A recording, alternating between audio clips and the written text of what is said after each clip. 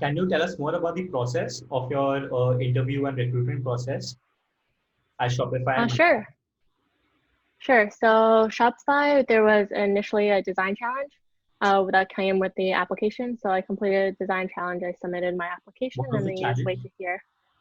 I believe you had a few choices for the challenge. If I remember correctly, I did I did some mobile application. I think it had to do with food.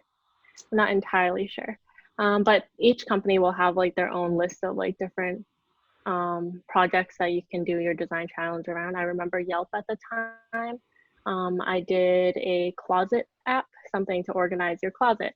And then everything is sort of around the same thing where you have to showcase like your process in terms of like who are your users, what kind of user journey do you want to design, and then break it down into like what are the necessary steps that a user journey would have to go through your application. What are these key call to actions, stuff like that, and then mapping those out in like some type of information architecture, and then doing your mock-ups, doing your final design, high fidelity, low fidelity, and then if you have the time to do some like animations and to just make a workable prototype. So a lot of the companies I've applied to for where I had to do a design challenge was similar in that sense.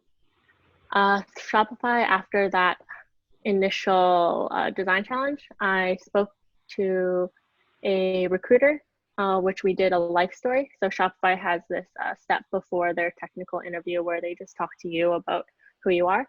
So in that life story, you just talk for an hour about your past and I guess how you came to be, what you like to do in your free time, just who you are.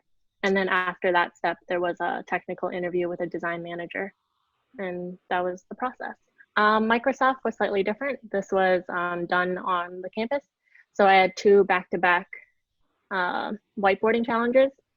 And it was just, you go through the whiteboarding challenge and then you just wait to hear back. Yeah, nice.